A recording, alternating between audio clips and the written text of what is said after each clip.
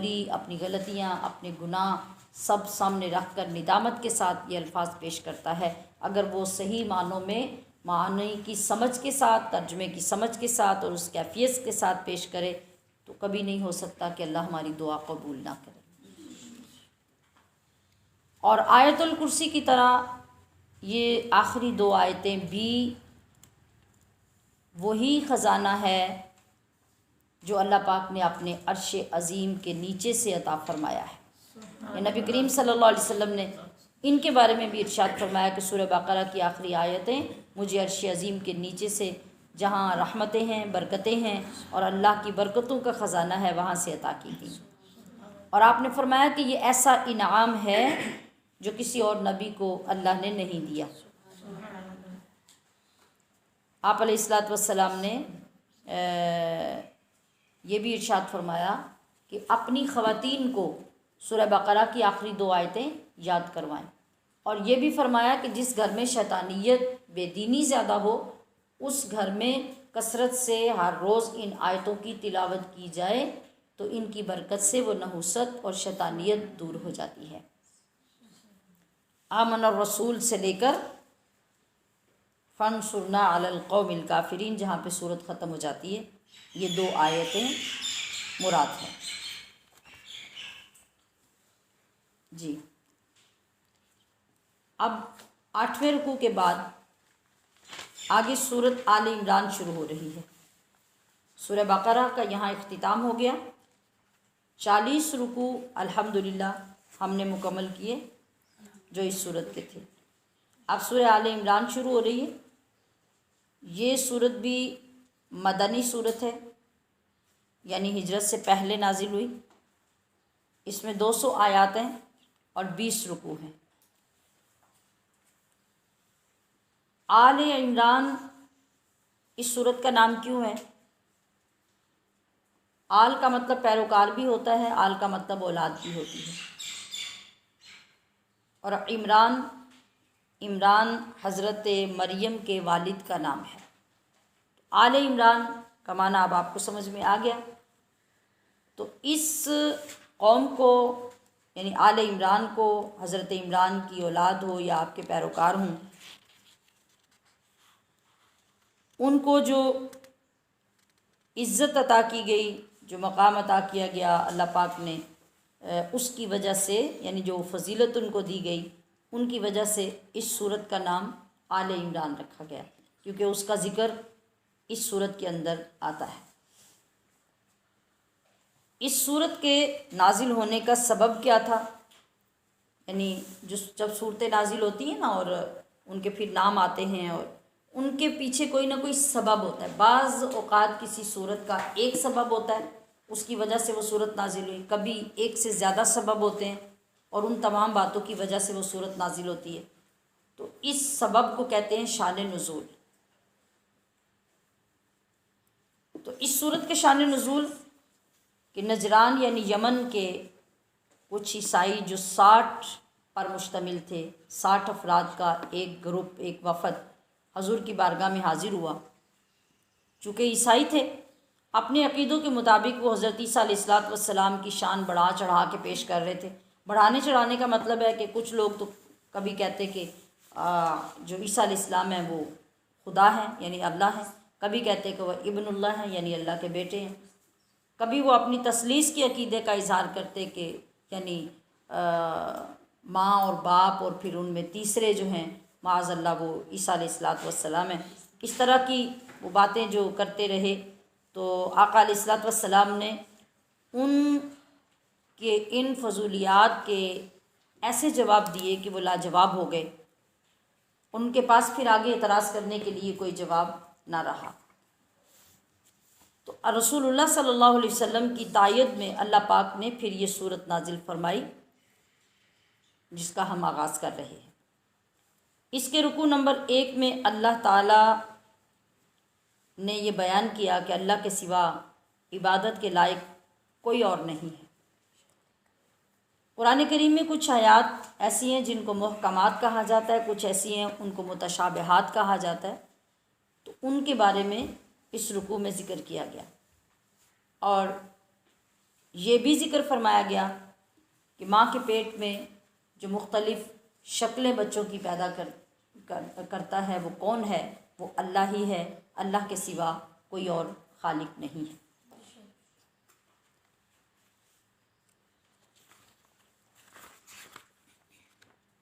जी, यहाँ बताया गया कि हमेशा ज़िंदा रहने वाला, कायम रहने वाला, कायम रखने वाला जो रब है वो है कि इसके सिवा इबादत के लायक और कोई नहीं है। ये वही रब है जिसने कुरान उतारा है, इसी रब ने तौरात उतारी है, इसी ने इंजील नाजिल की है। कुरान करीम से पहले बाकी किताबें इंसानियत की रहनुमा थीं। अब जब कुरान आ गया तो इसका इनकार करने वाले अल्लाह के अज़ाब से कभी बच नहीं सकेंगे। ज़मीन हो, आसमान हो या इनके दरमियान किसी किस्म की कोई भी मखलूक हो, कुछ भी अल्लाह की ज़ात से मख्फी नहीं है। माँ के पेट में जो खूबसूरत तख्लीक करता है, खूबसूरत शक्लें इंसान को अता करता है, वो भी अल्लाह ही है। फरमाया कि कुरान करीम में 2 तरह के अहकाम आते हैं। कुछ वो होते हैं जो साफ साफ अपने लफ्ज़ों के मुताबिक होते हैं, मसलन अक़ीमुस्सलात व आतुज़्ज़कात, खुलम खुला हुक्म है। और कुछ ऐसे होते हैं जिन तक इंसान की अक़ल रसाई हासिल नहीं कर सकती। ऐसी आयात को मुतशाबिहात कहते हैं, और जिनमें खुलम खुला हुक्म अपने अल्फाज के साथ समझ में आ जाए वो आयतें मुहक्कमात कहलाती हैं। तो कुरान करीम में दोनों तरह के अहकामात हैं, दोनों तरह की आयात हैं। अगर ये ना होती तो फिर रसूल की ज़रूरत क्या होती है? रसूल की ज़रूरत भी इसीलिए है कि हर हुक्म खुले लफ्ज़ों के साथ नहीं आता। कुछ रसूलुल्लाह अपनी ज़ुबान अक़दस से समझाते हैं तो बंदे को समझ आती है।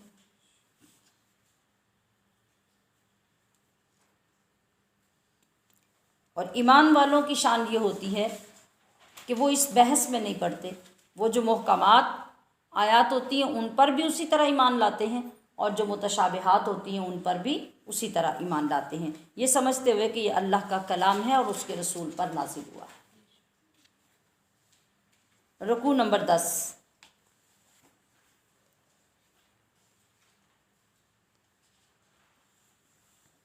रुकू नंबर 10 में इस्लाम की पहली जंग ग़ज़वा बदर, जो 17 रमज़ानुल मुबारक को शिद्दत की गर्मी में रोज़े की हालत में लड़ा गया, उसका ज़िक्र किया जाता है। और बताया गया है कि अल्लाह का पसंदीदा दीन एक ही है, वो मुख्तलिफ़ दीन नहीं है, और उस दीन का नाम है इस्लाम।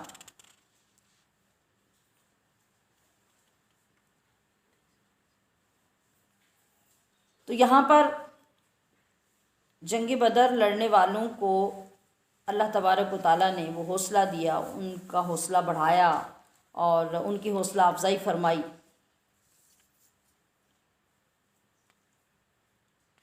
फरमाया कि रसूलुल्लाह सल्लल्लाहु अलैहि वसल्लम के मुकाबले में आने वाले लोग किसी सूरत में बच नहीं सकेंगे। उनकी औलादें, उनके माल, उनका असलहा, उनकी शान व शौकत अल्लाह के अज़ाब से उन्हें किसी सूरत बचा नहीं सकेंगी। और अपने हबीब अलैहिस्सलाम को खिताब करते हुए फरमाया कि आप काफिरों को बता दीजिए कि तुम दुनिया में आखिरकार मगलूब होगे और आखिरत में जहन्नुम का ईंधन बनोगे, यही तुम्हारा अंजाम है। और जंग बदर का नतीजा तुम्हारे सामने गुज़र चुका कि 313 बेसरो सामान ईमान वाले लोग अपने मुकाबल कई गुना ज़्यादा फ़ौज के साथ जब टकराए तो अल्लाह ने फिर भी उन्हें कामयाबी अता फरमाई। और ये अल्लाह है जिसको मदद करने से, जिसको गालिब करने से कोई रोक नहीं सकता। मोमिन अपनी बेसरो सामानी और कुफ़ार के मालो ज़र और शान शौकत से दिल बर्दाश्ता ना हूँ, ये अल्लाह पाक ने कुरान अज़ीम में ईमान वालों की दिलजोई फरमाई कि जब तुम इखलास के साथ रहोगे, और जो असल दौलत है वो ईमान की दौलत है और अमल की दौलत, और मैंने वो दोनों दौलतें तुम्हें अता की हैं। अगर तुमने इसकी पासदारी की तो दुनिया के सरो सामान तुम्हें खुद ब खुद हासिल हो जाएंगे। और ईमान वालों की कामयाबी का दारो मदार इसी बात पर है कि उनके पास ईमान और अमल की दौलत हो। जब ये हो तो फिर कोई चीज़ उन्हें कमज़ोर नहीं कर सकती, और जब ये ना हो तो किसी चीज़ से उनको सपोर्ट नहीं हो सकती, वो कामयाब नहीं हो सकते। ईमान वाले का मयार यही है।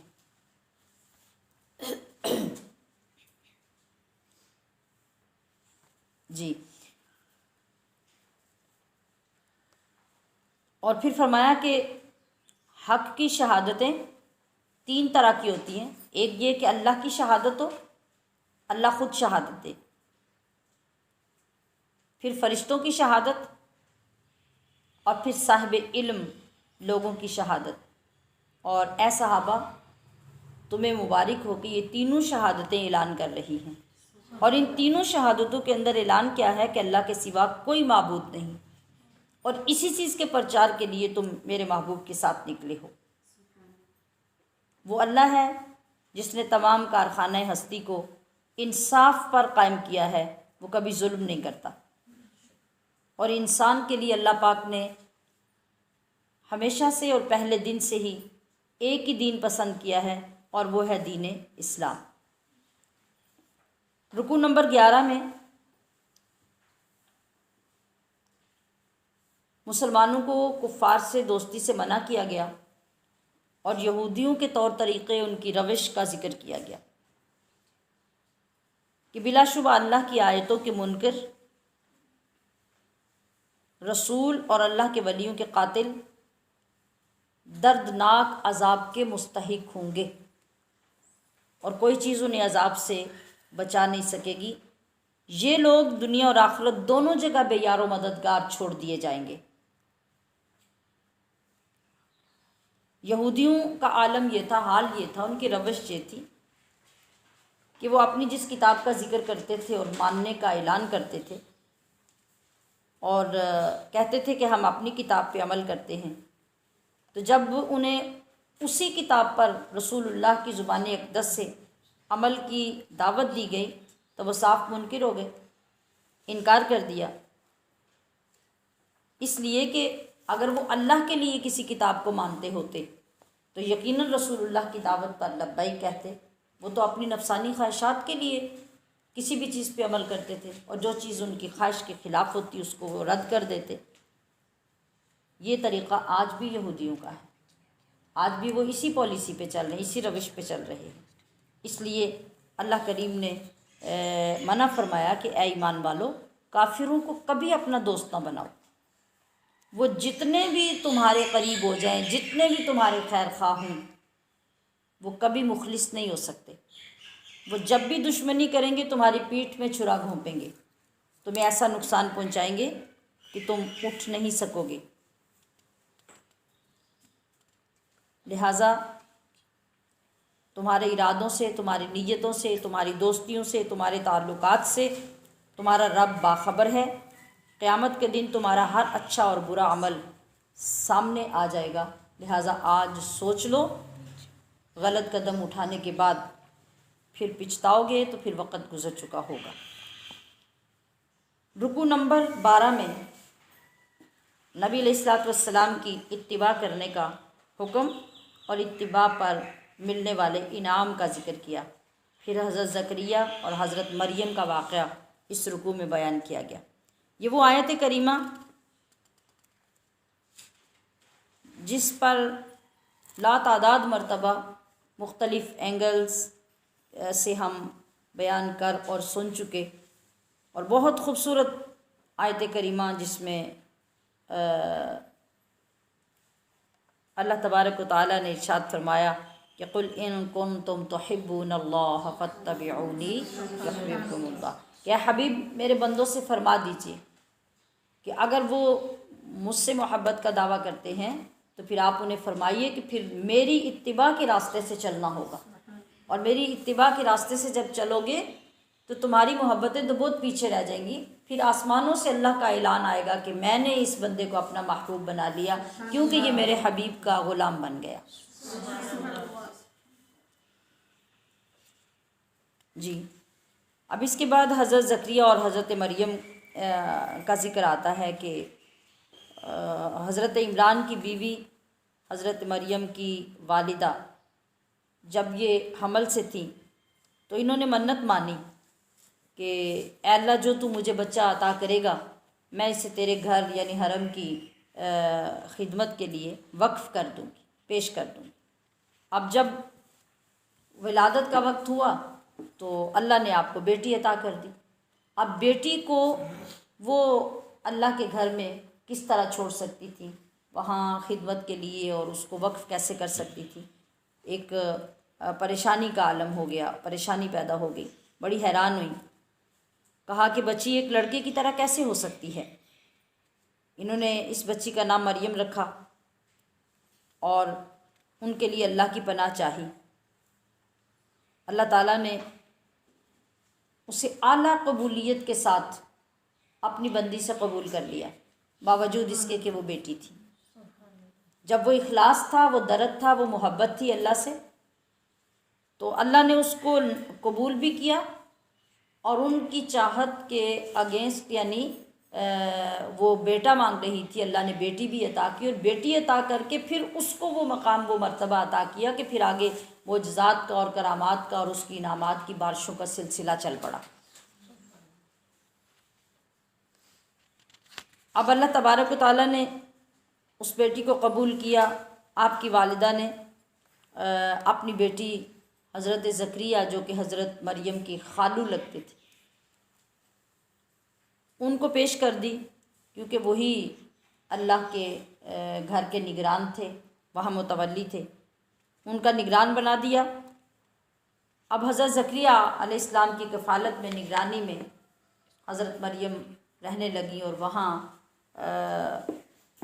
अल्लाह के घर के ऊपर एक महराब बनाकर, महराब यानी एक छोटा सा हुजरा बना के दे दिया गया, और हज़रत मरियम वहाँ इबादत में हर वक्त मसरूफ़ रहती। जब कहीं हज़रत ज़करिया बाहर निकलते, वहाँ से दूर जाना होता, तो आपके हुजरे को बाहर से बंद कर देते, लॉकअप कर देते और ख़ुद चले जाते, ज़रूरियात उनको मुहैया कर देते, और जब वापस आते तो उस लॉक को खोल देते। तो इस तरह होने लग गया कि जब कभी आप जाते और वापस आते तो देखते कि मरियम तो इबादत में मसरूफ़ होती, मगर मरियम के पास ऐसे ऐसे फल मौजूद होते जिनका दुनिया में किसी जगह पे भी मौसम ही ना होता, और दुनिया में वो उस मौसम में कभी उगना मुमकिन ही ना होते, उनको हासिल करना ही मुमकिन नहीं होता। हैरान होते और पूछते, क्या मरियम ये फल तुम्हारे लिए, अन्ना अला की हाजा, कहाँ से आते हैं? तो वो बताती कि ये मेरे रब की तरफ से आते हैं, और इन्नल्लाह यर्ज़ुक़ु मन यशाअ बिग़ैरि हिसाब, कि रब तो जिसे चाहता है बग़ैर हिसाब के रिज़्क़ अता करता है। अब हज़रत ज़करिया अलैहिस्सलाम की उम्र इतनी ज़्यादा हो चुकी थी कि अब उनके घर में औलाद का पैदा होना उम्र के लिहाज से नामुमकिन था, और वो साल हाँ साल से अल्लाह के घर में इल्तिजाएँ और दुआएं कर रहे थे कि या अल्लाह मुझे औलाद नरीना अता फरमा, मुझे बेटा अता फरमा, मगर अभी तक अल्लाह ने उन्हें औलाद नरीना अता नहीं की। यकदम क्लिक हुआ, कहा कि अल्लाह बग़ैर मौसम के फल बंद कमरे में अता करने पे कादिर है, तो यकीनन ये जगह ऐसी मकबूल है और ये वक्त ऐसा मकबूल है कि जब बग़ैर मौसम के रब फल दे सकता है मरियम को, तो मेरी ज़िंदगी के मौसम के बग़ैर वो मुझे औलाद भी दे सकता है। तो हुनालिका दआ ज़करिया रब्बा, कुरान फरमाता है कि फिर उसी जगह पे हज़रत ज़करिया ने दुआ मांगी कि या अल्लाह मुझे बेटा अता फरमा। तो वहाँ की हुई दुआ रब्बे ज़ुल जलाल ने कबूल की, और आपको इंतहाई बुढ़ापे की उम्र में अल्लाह ताला ने बेटा अता फरमाया, जिसका नाम क्या था? हज़रत याहिया अलैहिस्सलाम, यानी हज़रत याहिया अलैहिस्सलाम ये हज़रत ज़करिया अलैहिस्सलाम के बेटे।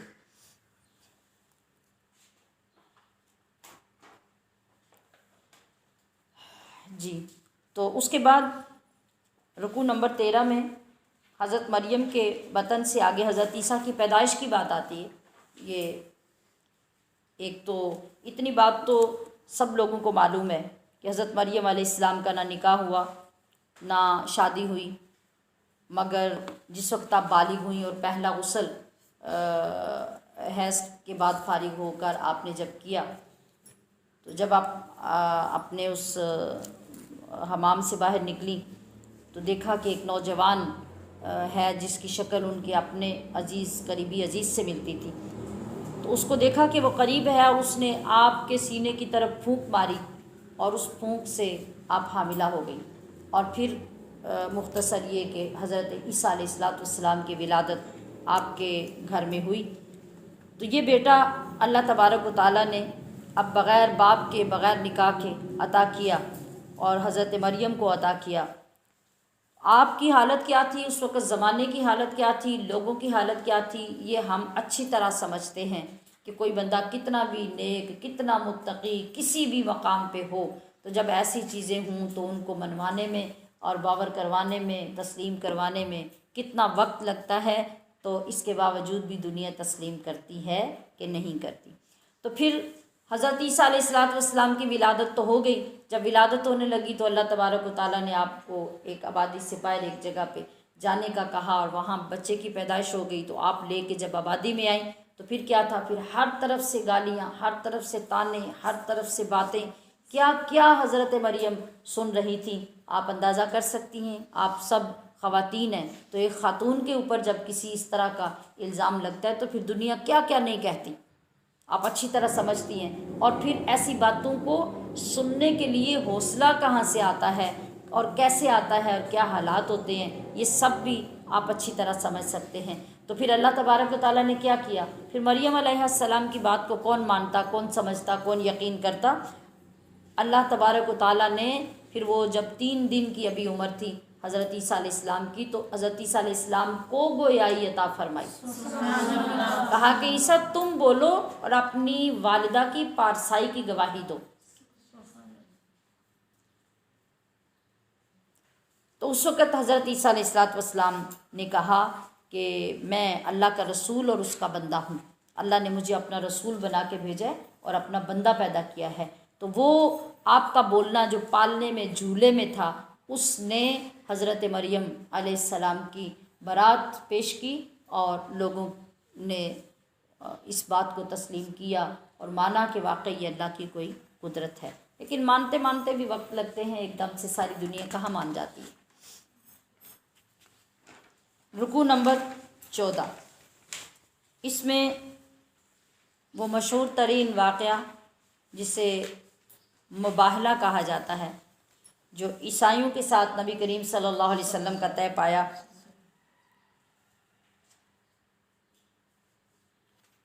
ये 2 फरीक थे, जो एक तो ईसा अलैहिस्सलाम मतलब इनके जो पैरोकार, जो ईसाइयों का एक वफ़द था जो नबी करीम सल्लल्लाहु अलैहि वसल्लम के साथ आके बहस व मुबाहिसा कर रहा था, और आप अलैहिस्सलाम ने जब जवाब दिए और वो बिल्कुल मानने के लिए तैयार नहीं थे, तो फिर नबी करीम सल्लल्लाहु अलैहि वसल्लम ने इरशाद फरमाया कि ठीक है, अगर तुम इस तरह मानने को तैयार नहीं तो फिर मुबाहला कर लो, फिर पता चल जाएगा कि कौन सच्चा है कौन झूठा है।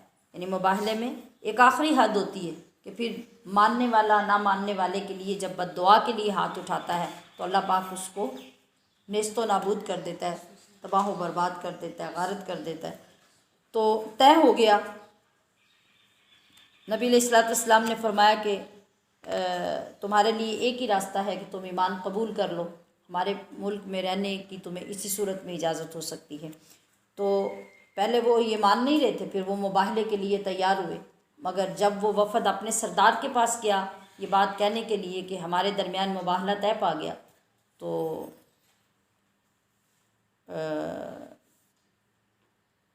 उसने कहा कि तुम्हें नबी करीम सल्लल्लाहु अलैहि वसल्लम यानी मुसलमानों के रसूल के ख़ानदान की फ़जीलत और उनकी सूरतों को देखकर ये अंदाज़ा नहीं हुआ कि जिनको आका अलैहिस्सलातु वस्सलाम ला रहे हैं मुबाहले के लिए, एक तरफ हज़रत इमाम हसन है कि आपको उंगली से पकड़ा हुआ है और हज़रत इमाम हुसैन को आपने उठाया हुआ है, और हज़रत अली उल मुर्तज़ा और हज़रत फ़ातिमा तुज़ ज़हरा साथ हैं। तो उसने कहा कि अगर ये जमात यहाँ पहुँच गई और इन्होंने रब की बारगाह में हाथ उठा दिए तो फिर समझ लो कि तुम्हारी क़यामत तक आने वाली नस्लें भी बाकी नहीं बचेंगी। लिहाजा उस मुबाहले का वक्त आने से पहले वो ईसाई लोग जो थे वो इन नूरानी चेहरों को देखकर फरार हो गए और मुबाहले से इनकार कर दिया। ये डिटेल तो सारी हमारी अहादीस और सीरत की किताबों में मौजूद है। यहाँ तो मकसूद सिर्फ ये बताना है कि इस रुकू के अंदर ज़िक्र क्या किया गया है। रुकू नंबर 15 में ये बताया गया है कि हज़रत इब्राहीम के बारे में यहूदी कहते थे कि आप यहूदी हैं, ईसाई कहते थे कि आप ईसाई हैं। वो भी दावा करते कि हम हज़रत इब्राहीम के दीन पर हैं, ये भी दावा करते कि हम हज़रत इब्राहीम के दीन पर हैं। अपने आप को बचाने के लिए हज़रत इब्राहीम का नाम इस्तेमाल करते। तो अल्लाह रब्बुल इज़्ज़त ने इरशाद फरमाया कि इब्राहीम ना तो यहूदी थे ना ईसाई थे। वो कौन थे? हनीफ़ा मुस्लिमा। वो तो पक्के सच्चे मुसलमान थे और तुम उनका नाम इस्तेमाल करके अपने आप को किस तरह से बचा सकते हो। रुकू नंबर 16 में ज़िक्र किया गया कि कौम यहूद को नबी करीम सल्लल्लाहु अलैहि वसल्लम से किस हद तक तअस्सुब था और किस कदर ख़तरनाक साजिशें हर वक्त हजूर सल्लल्लाहु अलैहि वसल्लम इस्लाम और मुसलमानों के ख़िलाफ़ वो करते रहते थे। ख़ुद से बातें घड़ते और अपनी घड़ी हुई बातें मुसलमानों के दरमियान बयान करते। तो कुरान करीम ने फरमाया कि याद रखो किसी को यह हक़ नहीं पहुंचता कि वो अपने ख़ुद साख्ता हुक्म ला के चलाए और लोगों को सुनाए। अगर अल्लाह ने अपने किसी बंदे को किताब व नबूवत अता फ़रमाई है तो इसलिए अता फ़रमाई है कि वो अल्लाह के अहकाम लोगों तक पहुँचाए, इसलिए नहीं कि वो लोगों से अपनी बंदगी करवानी शुरू कर दें। तो ऐ यहूद, तुम्हें क्या हो गया कि दीन कबूल कर लेने के बाद तुम कुफर की रविश इख्तियार कर रहे हो। यहाँ उन्हें इस पे सरजनिश की गई। और आखिरी और 17वें रुकू में नबी करीम सल्लल्लाहु अलैहि वसल्लम के मिलाद पाक का वो अनोखा तज़किरा और वो मज़बूत तरीन दलील जो हमेशा से उलमा बयान करते हैं, उसका ज़िक्र किया गया। व इज़ अख़ज़ल्लाहु मीसाक़न नबिय्यीन लमा आतैतुकुम मिन किताबिन व हिक्मा, यानी वो मीसाक, वो वादा जो अल्लाह पाक ने आलमी अरवाह में लिया था।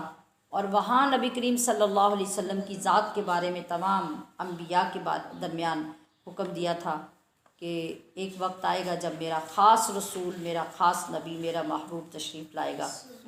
तुम्हारे ज़माने गुज़र चुके होंगे, तुम्हारी शरीयतें गुज़र चुकी होंगी, फिर तुम्हारे लिए ज़रूरी होगा कि तुम मेरे नबी पर ईमान भी लाओगे, उसकी मदद भी करोगे, नुसरत भी करोगे। तो उस वक़्त अल्लाह तबारक व तआला ने आलम अरवाह में सबसे पहला ज़िक्र, सबसे पहला जलसा, सबसे पहला इज्तिमा आलम अरवाह में नबी अलैहिस्सलाम की आमद का, आपकी दुनिया में विलादत का किया। तो ये कौन सा रुकू है? ये तीसरे पारे का आखिरी यानी 17वां रुकू है, जिसके अंदर इसका तज़किरा किया गया है। अल्लाह पाक हमें इन मुख्तसर अल्फाज का सदका कुरान अज़ीम की तफसीलात को मोहब्बत के साथ पढ़ने, समझने, सीखने की तौफ़ीक़ अता फ़रमाए। वमा अलैया इल्लल बलागुल मुबीन। जज़ाकिल्लाह, माशाअल्लाह, सुभानअल्लाह।